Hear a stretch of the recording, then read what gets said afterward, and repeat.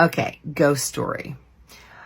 I was living in New Zealand and I'd rented a house, and I'd literally just arrived in the country and I was asleep in my bedroom, and I literally had like no furniture, nothing. I'd literally just arrived.